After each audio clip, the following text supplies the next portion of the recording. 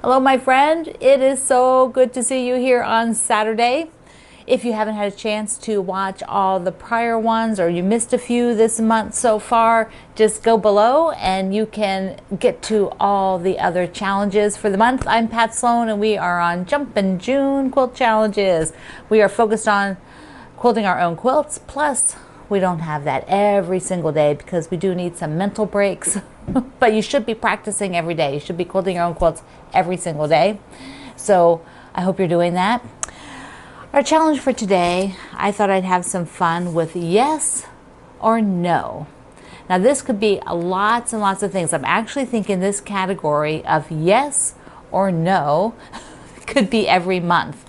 So I could have a yes or no question every month because it could be something different. Since we're into the quilting, we're getting our quilts done. Did you work on your UFOs yesterday? Hope you did, hope you did. Okay, so yes or no. So I really want to know, how is it going for you with the practicing? You know, you've got 19 days under your belt if you have been doing this every day, which I hope you have.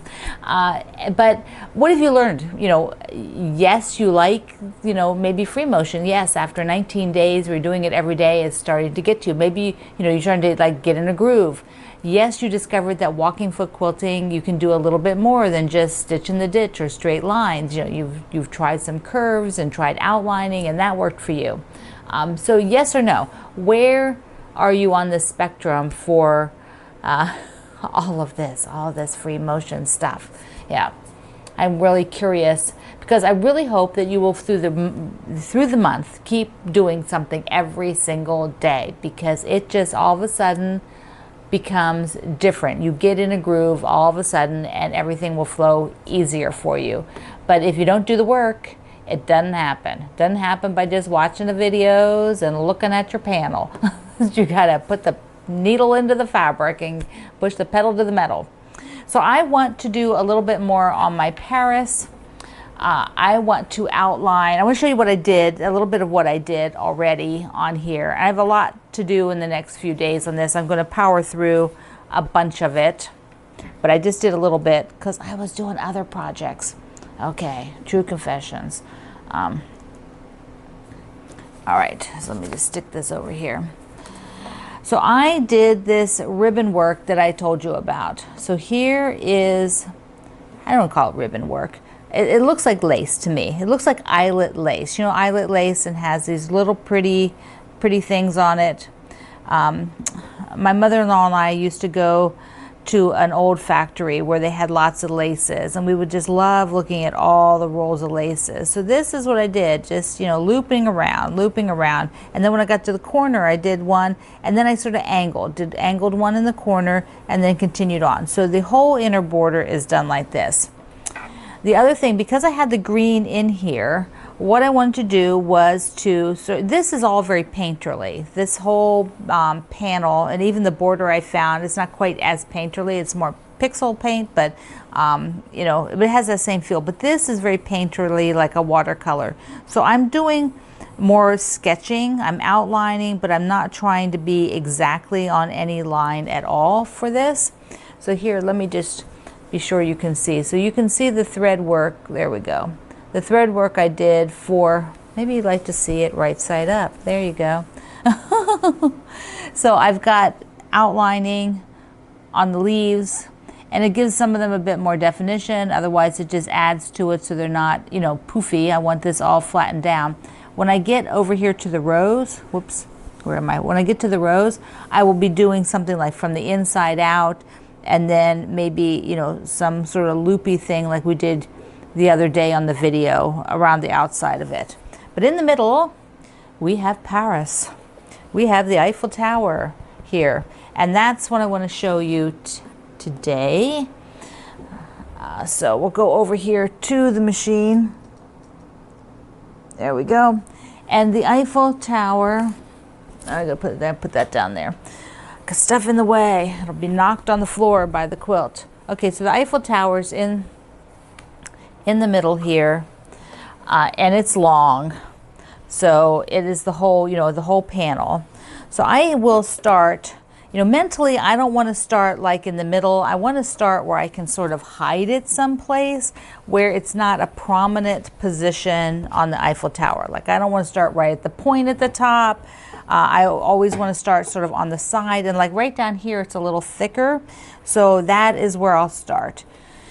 And I will drop the presser foot, drop the needle, bring the needle up, slide. Oh, it was cut off before, so let's see, we're okay. It's short on the back, so we're good to go. Okay, but if it had been a little longer, I could pull it up. Let's see. Yeah, it's short on the back because I did a thread cutter on it. Okay, that's okay, it works good. Whoops, I just snagged something. Alrighty, here we go. Diversion. Come back here to where it's a little bit darker, because that's where I'm going to do my stitches in place, where it's a little darker. So I do a couple of stitches in place, and then I will be stitching towards me along the edge. And that's what I want to do first, is I want to do all just along the outside edge. And I've got this tail going, so I want to get him out of the way. There we go.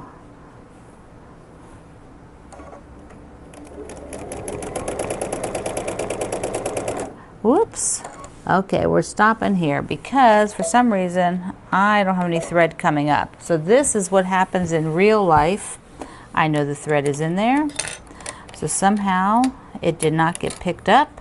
So what are we going to do? We're going to quickly just reload the bobbin, pull him up here again, and try to pull the thread up.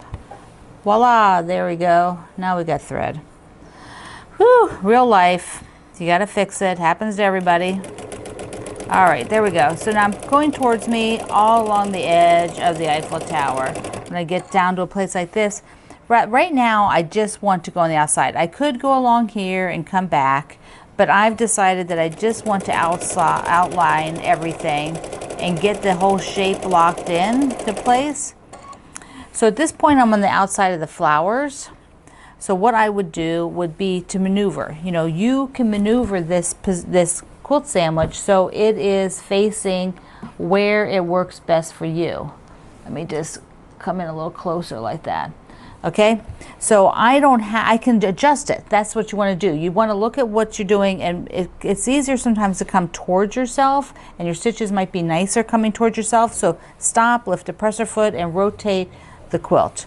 Okay, so I am going to sort of go around this flower a bit because I want to reach over here and go along the bottom lattice work of the tower. And I'll just come over and up around that flower, and then there's some petals here. And I don't really want to go through the leaf. See, the leaf is there. I am going to go up to the point of the leaf and down, and then across like this. Now there is more tower peeking out. The legs are peeking out. Here, I'll show you. Behind. This particular leg is down here behind. And I think I will address that later on. So instead I'm going to go back up for a second here, up the other side. Just kind of give you an idea of where I'm going with things. Now you can see I'm at a flower again. But there's a lot of flower here. Like from here, I really want to be over here. And I don't really want to go and outline all this stuff right now because I think I want to outline this with either the yellow, I don't know, or on purpose use like a dark gray and not use this black. So I am going to take a couple stitches in place. Now I'll take the needle out and lift the presser foot so I can move this freely. And I do this is called traveling. That's what I call it. So I'm going to move all the way over here across where I want to be. So you can see the thread, right? Here's the thread. Then I would do a couple stitches in place and now continue on with outlining the Eiffel Tower. So that is how I approach working this Eiffel Tower. Then from there I will start going inside. I will finish all the way around till I get back to where I started. You know, so all the way around to where I started. Then I will work up along these long pieces and accent those. And then I don't know, I might do a couple of these, you know, little crisscrosses for, you know, the beam work. And same down here, do the lines. And then later I'll come down and do a little bit of texture for what is back behind the flowers. Okay, that is the approach for the Eiffel Tower. And once I have the tower done, then I'll do the big flowers, finish a couple leaves, and then the background texture, there won't be a whole lot because by that time there isn't a whole lot left. There's a few places and I'm going to put some flower fills, you know, background fill with flowers in there, and then I have the border. And then that will be done and I will move on to the next panel for the month. So I'll be able to get in 3 panels this month and the grandma's kitchen. So it'll be 4 things that I'll work on this month. That is the goal. Okay, and before we go, I must show you, must show you. I got the morning mugs box started. I wanted to make one of the morning mugs blocks so that I could show it to you. It is so stinking cute. Look at this. Look, look, look, look. It's darling, it's darling, it's darling. So there we are. That's what our blocks will look like. We'll be doing this the end of July, so you have time to order the kit. And these particular coffee, you know, morning mugs are only for the kit, but I have a link down below to another mug that's similar. So if you wanted to make that little wall hanging, if you wanted to use your own fabric, but this is really cute fabric. It's sort of vintagey, very darling. Okay, that's a wrap for Saturday, and I hope you have a super good day. Come and see me at my online group, Quilt Along with Pat Sloan. Thank you for using my links, and I will see you online. I love you. See you later.